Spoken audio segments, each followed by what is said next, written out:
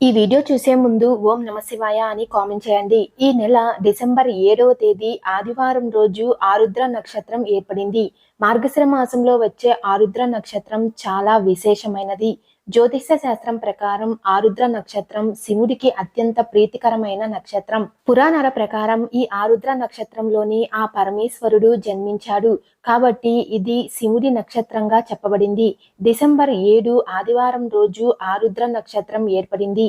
ఆదివారంతో కలిసి వచ్చే ఆరుద్ర నక్షత్రం చాలా విశేషమైనది. కాబట్టి ఈ పవిత్రమైన ఆరుద్ర నక్షత్రం సమయంలో శివుడిని పూజిస్తే కోటి జన్మల పుణ్యఫలం లభిస్తుంది. కార్తీక మాసంలో చేసే పూజల కన్నా ఈ ఆరుద్ర నక్షత్రంలో చేసే శివ పూజలకే 1000 రెట్లు ఎక్కువగా పుణ్యం లభిస్తుంది.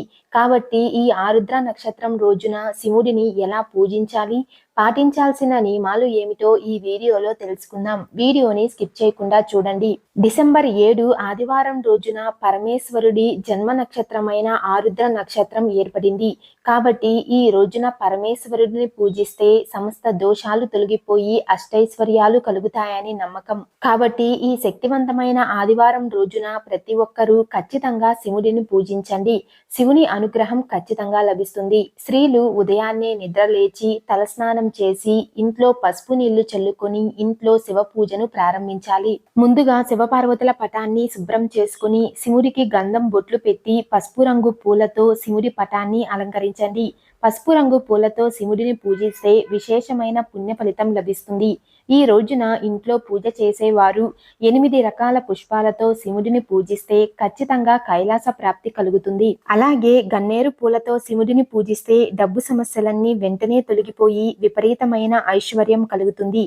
ఈ రోజున ప్రత్యేకంగా శివుడి ముందు ఆవు నెయ్యితో దీపారాధన చెయ్యాలి. శివుడి ముందు దీపం వెలిగించిన తరువాత ఓం నమ శివాయ అనే మంత్రాన్ని 21 సార్లు జపించండి. ఆరుద్ర నక్షత్రం రోజున ఎవరైతే ఈ మంత్రాన్ని జపిస్తారో అలాంటి వారి జీవితంలో సుఖ సంతోషాలు ఏర్పడతాయి. ఇక పూజలో నైవేద్యంగా అరటి పండ్లను నివేదించండి లేదా పచ్చి పాలను అయినా నివేదించవచ్చు. ముఖ్యంగా ఈ ఆరుద్ర నక్షత్రంలో శివలింగానికి అభిషేకం చేస్తే అంతులేని ఐశ్వర్యం లభిస్తుంది. ఈ ఒక్క రోజున చేసే శివాభిషేకం వల్ల అనంత కోటి పుణ్య ఫలితం ఖచ్చితంగా లభిస్తుంది. కాబట్టి బియ్య పిండితో ఒక చిన్న శివలింగాన్ని తయారు చేసుకోవాలి. బియ్య పిండిలో కొంచెం పాలు పోసి ఆవు నెయ్యిని కూడా వేసి చపాతీ ముద్దలాగా కలిపి ఒక చిన్న శివలింగం తయారు చేసుకోండి.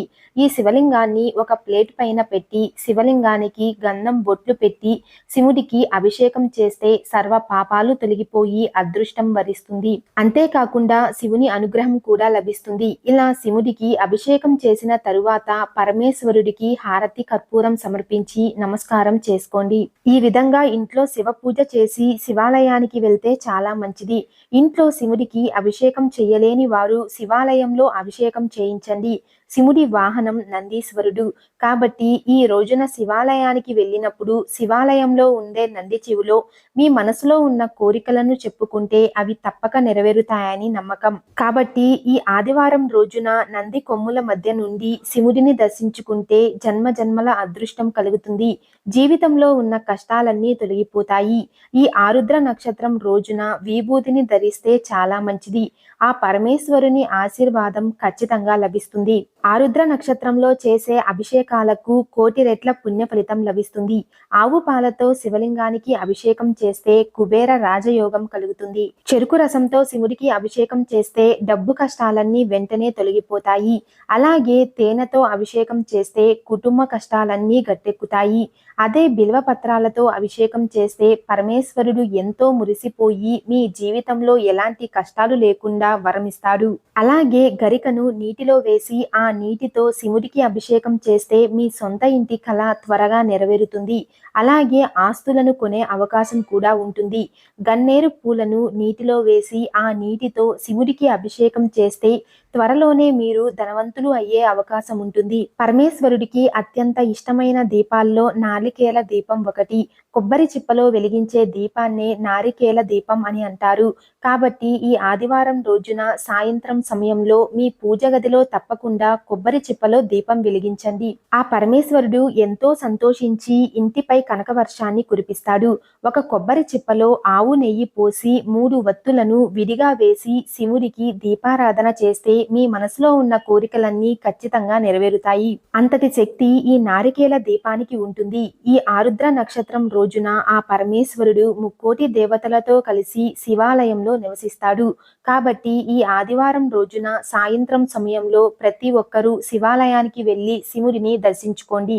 అలాగే ఈ రోజున శివాలయంలో దీపాలు వెలిగిస్తే చెప్పలేనంత పుణ్యం లభిస్తుంది. తులసి మొక్కలో లక్ష్మీదేవి కొలువై ఉంటుంది.